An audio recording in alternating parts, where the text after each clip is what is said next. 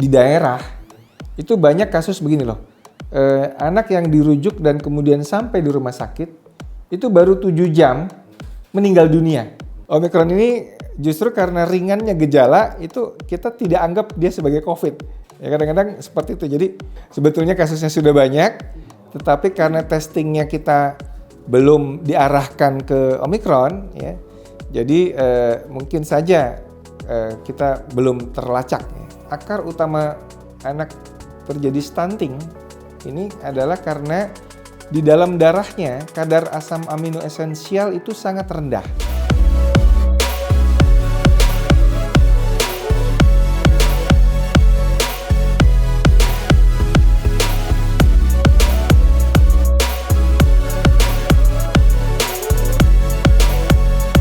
Waalaikumsalam warahmatullahi wabarakatuh. Selamat siang.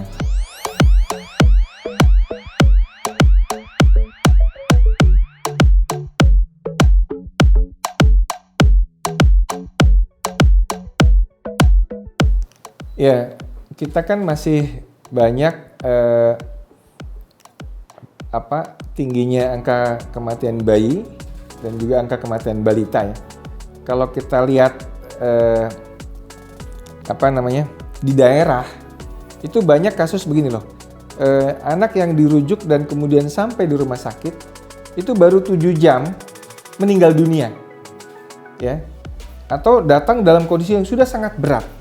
Artinya apa? Artinya sebetulnya di hulunya, di layanan primernya kita mesti bisa banyak berbuat. Ya.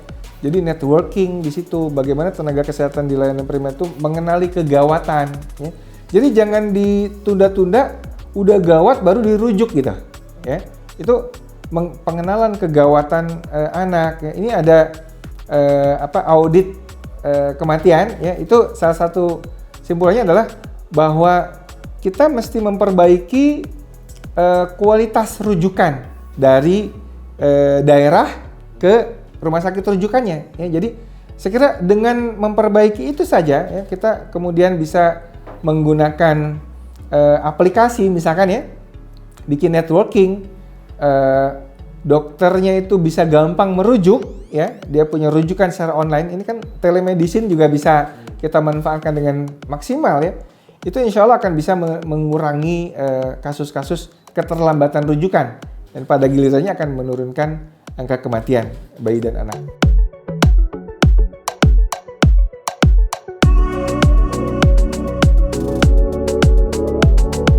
Ya, jadi memang kita mengenal ada learning loss ya dari pembelajaran anak-anak kita yang memang tidak dipungkiri bahwa anak-anak akan mendapat banyak sekali hal positif ketika dia melakukan pembelajaran sekolah langsung di sekolah, bertemu dengan teman-temannya, bertemu dengan gurunya, ya. Namun sudah 2 tahun lebih kita melakukan pembelajaran jarak jauh. Namun demikian kita juga mesti melihat dari berbagai aspek ya. Dari sisi kesehatan, sebetulnya hak anak untuk mendapatkan kesehatan itu mesti lebih diprioritaskan daripada haknya dia untuk mendapat pendidikan ya. Karena ketika dibalik ya, kita kemudian memprioritaskan katakanlah anak sekolah ya, namun kemudian dia tertular COVID ya, akhirnya pendidikannya nggak dapat, anaknya juga jadi sakit ya kan. Dan ketika kita bicara masalah pandemi, maka ada upaya-upaya yang perlu kita lakukan untuk memutus mata rantai pandemi ini agar anak itu bisa kemudian sekolah kembali seperti biasa. Nah, jadi sebetulnya himbauan-himbauan IDAI seperti jangan dulu PTM 100% ya pada kondisi-kondisi tertentu. Itu kan sebetulnya upaya kita bersama agar pandemi ini cepat selesai. Dan pada gilirannya anak-anak itu bisa bersekolah kembali seperti biasa. Jadi ujungnya ke situ juga Mas. Cuman kita prioritasnya aja atau sudut pandangnya aja mungkin IDAI ada berbeda mungkin dengan sudut pandang beberapa yang lain.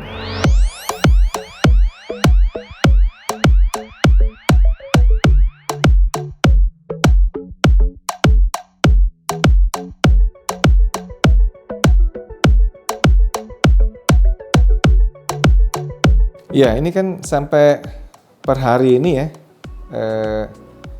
kalau tidak salah itu sudah 12% ya positivity rate-nya. Dan ini di teman-teman dokter anak di Jakarta, ini kami sedang ongoing mengumpulkan data. Sudah banyak laporan pasien-pasien anak yang dirawat dan hasil swab-nya positif COVID ya. Jadi ini sesuatu hal yang kita mesti sikapi secara serius ya. Di tengah melonjaknya kasus COVID dan juga Omicron ya, tapi PTM 100% tetap digulirkan. Ini sebetulnya sesuatu hal yang bisa malah kontraproduktif untuk melindungi anak-anak kita ya. Di satu sisi kemarin kami diundang untuk bagaimana menyiapkan tenaga kesehatan dalam mengantisipasi melonjaknya pasien di rumah sakit. Bahkan di rumah sakit itu kapasitas bangsal untuk merawat pasien COVID itu sudah dinaikkan. Ada yang bahkan 2 kali lipat ya. Tetapi di sisi lain di muaranya ya PTM 100% tetap dibuka. Ini merupakan suatu hal yang kontradiktif dan menurut saya kalau kita mau mengurangi masalah di ujung ya di di rumah sakit, maka kita juga mesti mengendalikan di pangkalnya ya. Dalam hal ini kami IDAI beserta 5 organisasi profesi ya, ada PAPDI, ada PERKI, ada PDPI, ada Perdatin dari anestesi dan juga IDAI 5 OP itu mengeluarkan rekomendasi pada pemerintah untuk meninjau ulang pelaksanaan sekolah PTM ya, terutama di situasi yang seperti ini. Jadi saya kira mudah-mudahan ini bisa didengarkan oleh kementerian terkait ya. Dan hari ini juga sore ini kami ada rapat dengan Kemenkes untuk membahas evaluasi sekolah PTM ini. Ya, mudah-mudahan ini nanti bisa ada solusi ya.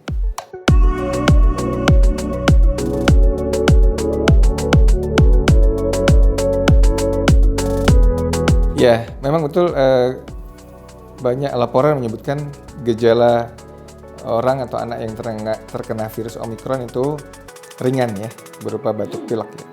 Ada sebagian kecil yang terkena gejala berat berupa MIS-C maupun long COVID ya.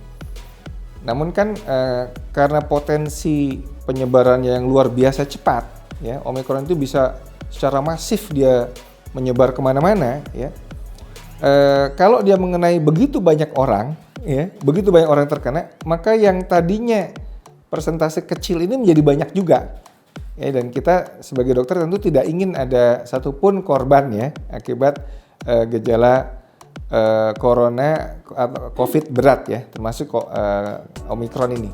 Jadi dengan demikian menjaga supaya lonjakan kasus itu tidak terjadi dengan protokol kesehatan, dengan vaksinasi ya, dengan PTM yang kita evaluasi kembali seperti apa. Nah, ini juga merupakan upaya yang perlu kita lakukan.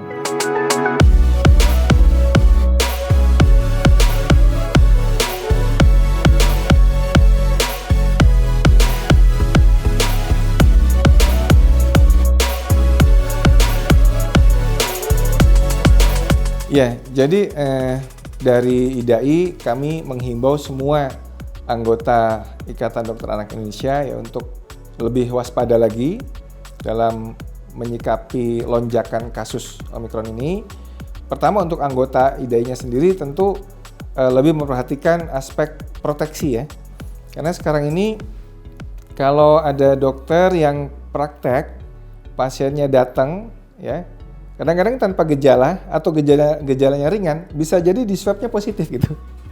Jadi Omikron ini justru karena ringannya gejala itu kita tidak anggap dia sebagai COVID. Ya kadang-kadang seperti itu. Jadi untuk dokter-dokter yang punya komorbid ya, usianya sudah lansia ya, mungkin juga ini mesti ekstra hati-hati dengan perlindungan APD yang sesuai ya. Kemudian kalau untuk pasien, untuk orang tua pasien ya, ini juga tetap mengajarkan prokes yang benar kepada anak-anaknya ya, segera lengkapi vaksinasi anak-anaknya ketika sudah tiba jadwalnya ya, khususnya untuk anak untuk usia 6 tahun ke atas ya. Dan ketika anak-anak itu belum mendapat vaksinasi, nah ini yang penting adalah bagaimana anak-anak itu ditempatkan di sebuah lingkungan yang aman ya, yang bisa melindungi dia. Ya misalkan orang tua sekitarnya lah yang vaksinasi lengkap, kakak-kakaknya vaksinasi lengkap, adiknya yang belum vaksinasi ini diproteksi supaya tidak pergi ke kerumunan ya, tidak pergi ke kerumunan, dibawa ke mall ya, dan lain-lain sebagainya. Istilahnya kita melakukan upaya cocooning ya, jadi dilindungi oleh lingkungan yang aman yang bisa membuat dia terlindung dari penularan COVID.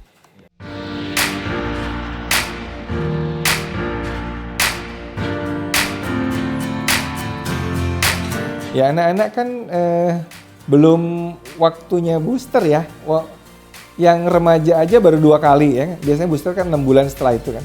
Yang anak usia 6 sampai 11 itu juga baru saja mulai pertengahan Desember kemarin. Ini dosis keduanya juga belum banyak nih, belum dapat banyak. Sehingga booster itu nanti kalau sudah diinikan. Tapi yang jelas adalah bahwa anak-anak yang sudah mulai dapat jadwal vaksinasi, kami mengharapkan orang tua segera ya tanpa ragu-ragu ya, karena vaksinasi ini terbukti sudah ratusan tahun sebetulnya ilmu tentang vaksinasi ini terbukti sangat efektif dalam mencegah penyakit yang berbahaya. Dalam COVID ini bisa mencegah fatalitas COVID juga ya. Dan juga jangan lupakan vaksinasi rutin ya. Kadang-kadang kita di era pandemi ini lupa dengan vaksinasi rutin ya, seperti vaksin difteri, vaksin campak ya. Padahal fatalitas penyakit difteri jauh lebih tinggi daripada fatalitas COVID. Ya. Ini makanya jangan sampai kita abaikan melengkapi vaksinasi rutin yang sudah dijadwalkan pada anak-anak kita.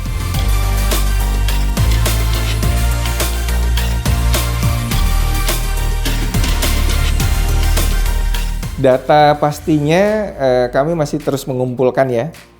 Permasalahannya adalah begini, anak-anak yang batuk pilek di swab COVID, PCR-nya positif ya. Tetapi untuk melanjutkan whole genome sequencing itu di kita saat ini adalah hanya pada kasus-kasus berat. Jadi untuk menyimpulkan pada idea varian Omicron atau tidak agak sulit ya, karena kita baru sampai ke ini positif COVID ya. Tapi kalau anaknya ringan itu tidak diteruskan ke Omicron untuk mengetahui Omicron ya. Jadi datanya menurut saya masih perlu kita kumpulkan lebih teliti lagi ya. Ya, tapi bisa jadi juga under testing. Sebetulnya kasusnya sudah banyak, tetapi karena testingnya kita belum diarahkan ke Omicron ya. Jadi mungkin saja kita belum terlacak, ya. baru terdeteksi sebagai kasus COVID saja.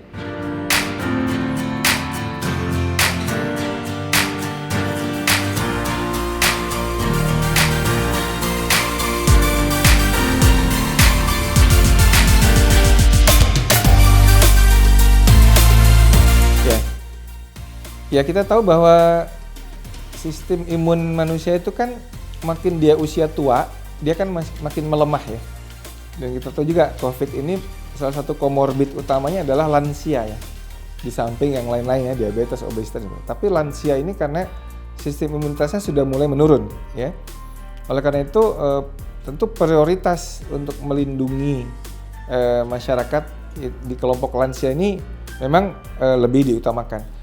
Nah, pada anak-anak seperti apa? Anak-anak itu di samping dia bisa berpotensi tertular, tapi yang lebih berbahaya adalah dia bisa menularkan. Karena anak-anak itu gejalanya ringan, bahkan bisa tanpa gejala. ini bahayanya justru. Jadi dia nanti karena tidak dianggap bahwa dia mengidap atau sedang membawa virus COVID ya, itu kemudian dia digendong oleh eyangnya, padahal eyangnya menolak vaksin misalnya. Nah, itu kan bisa jadi menyebar luas ya virusnya. Jadi anak sebagai agent untuk menularkan COVID itu juga tidak kalah pentingnya, mesti kita putus ya. Di samping juga kita memang mesti melindungi anak-anak kita, karena vaksinasi COVID pada anak-anak ini juga bisa mencegah anak-anak terdampak COVID yang fatal.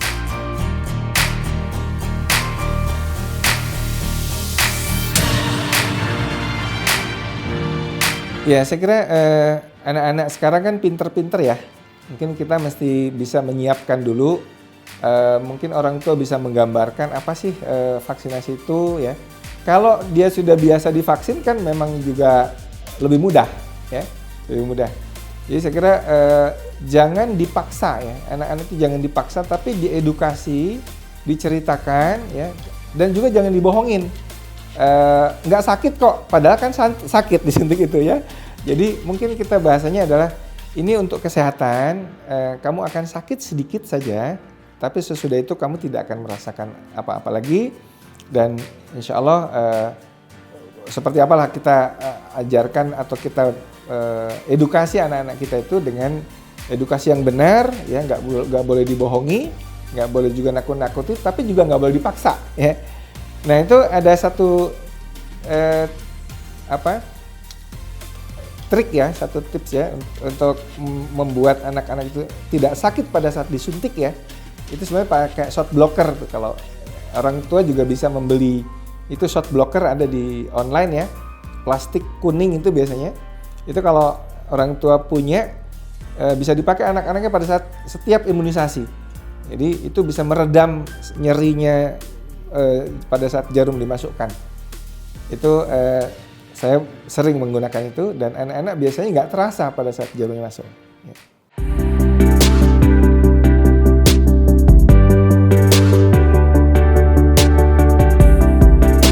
Ya, yang penting anak itu agak dialihkan perhatiannya, ya, diajak ngobrol, diajak bermain-main, ya, mungkin dilengahkan lah sama pengantarnya ya, ada tim hore yang mengalihkan perhatiannya, dan sehingga dia intinya adalah dia jangan fokus pada lokasi suntikannya aja, karena kalau dia melihat malah bisa takut melihat jarum suntik ya.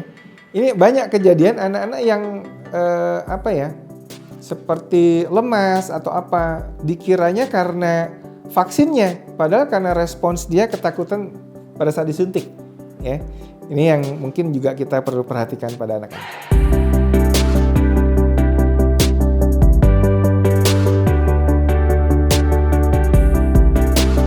Ya, kami itu tiap Senin pagi ada rapat koordinasi dengan ketua-ketua IDAI cabang di seluruh Indonesia ya. Ya memang beragam ya, beragam. Ada yang memang sudah baik, ada yang memang baru saja mulai, tapi ada juga yang banyak sekali penolakan ya. Di masyarakat kita ini, apalagi di era media sosial seperti ini, banyak sebaran-sebaran konten-konten video di WA grup ya, yang itu bikin galau massal ya. Padahal isinya tidak bisa dipertanggungjawabkan. Jadi saya kira ini PR kita semua ya, dan kami dari IDAI butuh dukungan dari berbagai pihak untuk mengedukasi masyarakat ya, agar tidak mudah percaya dengan berita-berita yang tidak bisa dipertanggungjawabkan kebenarannya ya. Jadi di daerah saya kira beragam ya, ada yang sudah bagus, ada yang 80%, ada yang sudah 90%, tapi ada juga yang masih 20% ya, tergantung daerah asalnya dan juga seperti apa edukasi dari tokoh-tokoh di sana ya, karena ulama ini juga sangat menentukan ya. Kalau ulama setempat mendukung vaksinasi, tokoh-tokoh masyarakat mendukung, ini biasanya program vaksinasi bisa berjalan dengan baik. Perlu kerjasama semua pihak, kita nggak bisa kerja sendiri ya.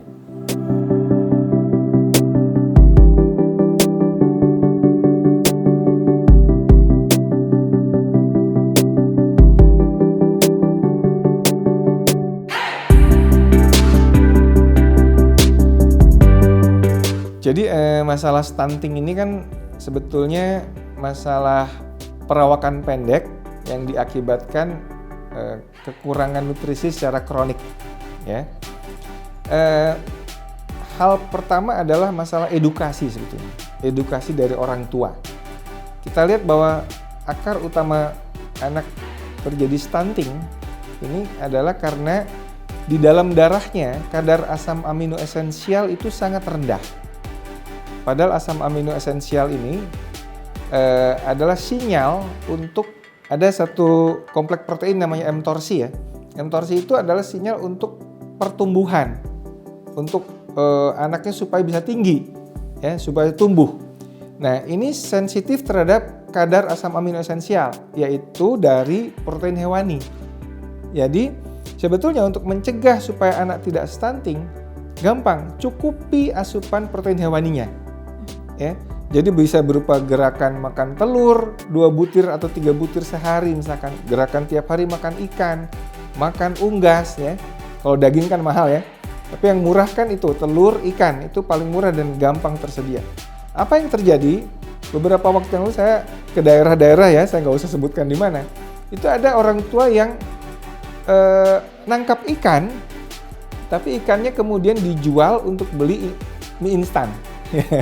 Jadi dia istilahnya makanan yang kaya gizi itu dijual untuk ditukarkan ke mie instan. Ini kan ironis.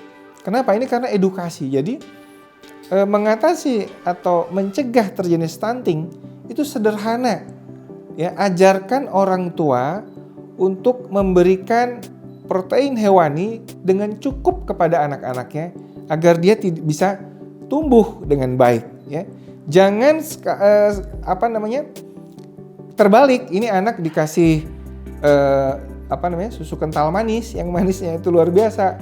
Makannya nasi, kuahnya kentang, di lauknya kentang, pakai kuah bakso. Jadi nggak ada proteinnya sama sekali, dia asal kenyang, ya, asal kenyang.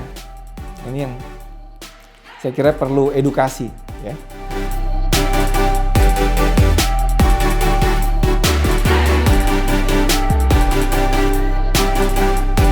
Ya, jadi sebetulnya stunting itu bisa berupa siklus. Ya, kalau anak yang kurang gizi, remaja putri kurang gizi, kemudian kecilnya dia stunting, pada saat dia jadi remaja terjadi malnutrisi, saat dia hamil, ya, juga asupan nutrisinya nggak bagus, itu nanti bisa menyebabkan janin yang dikandungnya itu mengalami pertumbuhan janin terhambat. Ya. Jadi yang seharusnya pertumbuhannya bagus, dia juga stunting sejak di dalam rahim. Begitu dia lahir, ya semakin mudah untuk terjadi stunting. Ya. Oleh itu penting sekali memperhatikan asupan. Ya. Pada remaja-remaja putri kita mesti menyiapkan pada saat dia menjadi wanita dewasa, dia sehat tidak malnutrisi.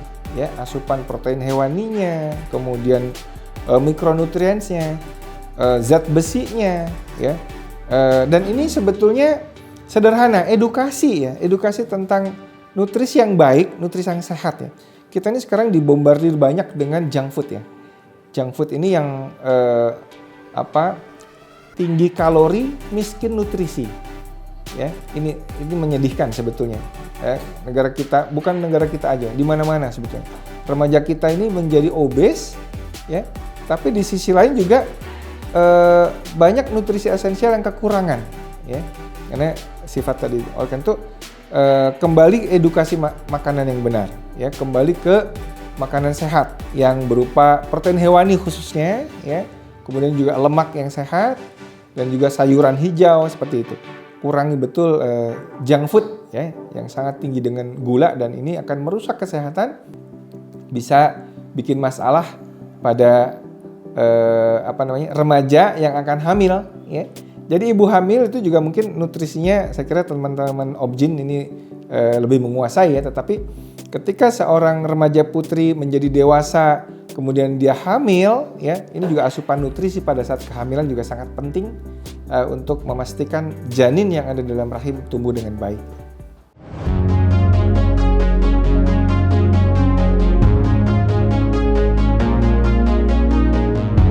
Iya. Jadi begitu dia lahir, katakanlah dia mengalami pertumbuhan janin terhambat ya. Ini tetap harus kita bisa catch up, kita kejar pertumbuhannya supaya dia mencapai potensi genetiknya ya. Jadi lagi-lagi asupan nutrisi yang ASI terutama ya. ASI itu juga bisa mencegah stunting karena ASI itu kaya dengan nutrisi ya.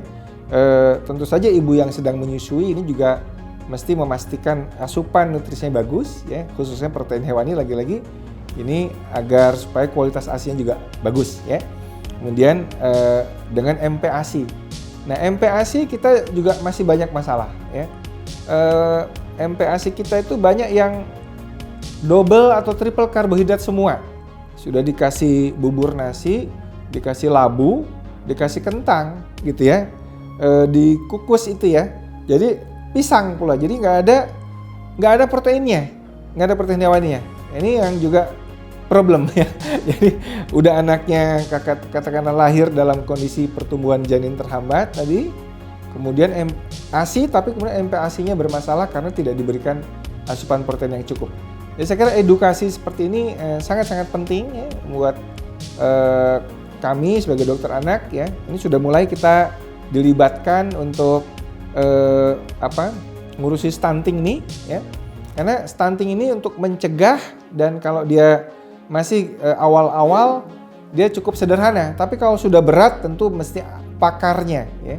Pakar dokter anak yang ahli nutrisi anak mesti dilibatkan kalau untuk nanti mengatasi stunting yang berat ya. Tapi untuk pencegahannya saya kira semua kalangan harus bisa ya dengan edukasi yang tadi sudah disebutkan.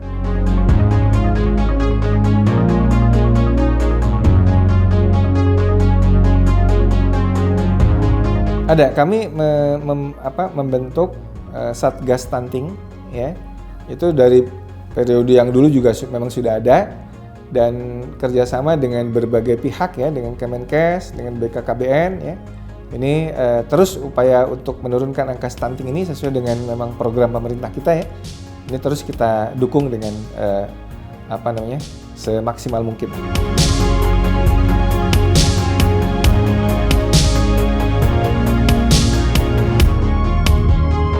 Ya, selain faktor nutrisinya juga faktor stimulasi ya. Stimulasi. Jadi anak-anak kita itu memang juga perlu diberi permainan yang edukatif ya. Juga diberi stimulasi bahkan sejak dia masih kecil ya, masih lahir.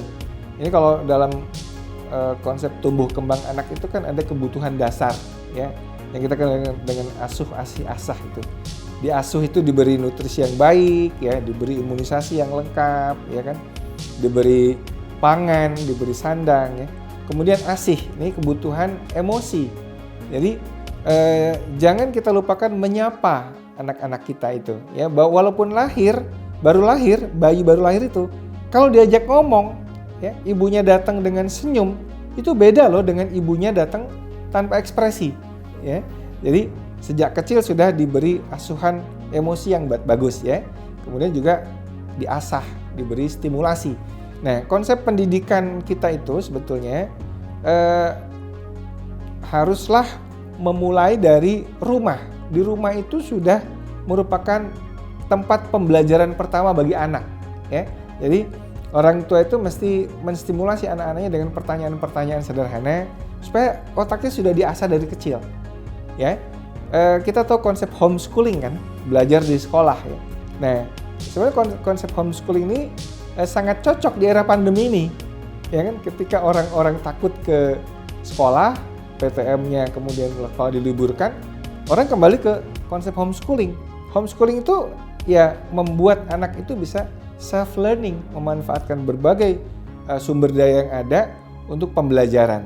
Ya, saya kira itu tadi kalau anak asuh, asih, asah, dan lingkunganlah yang wajib menyediakan agar kebutuhan dasar anak ini dipenuhi dengan baik ya, supaya kemudian dia bisa tumbuh kembang dengan baik dan menjadi generasi yang kita harapkan.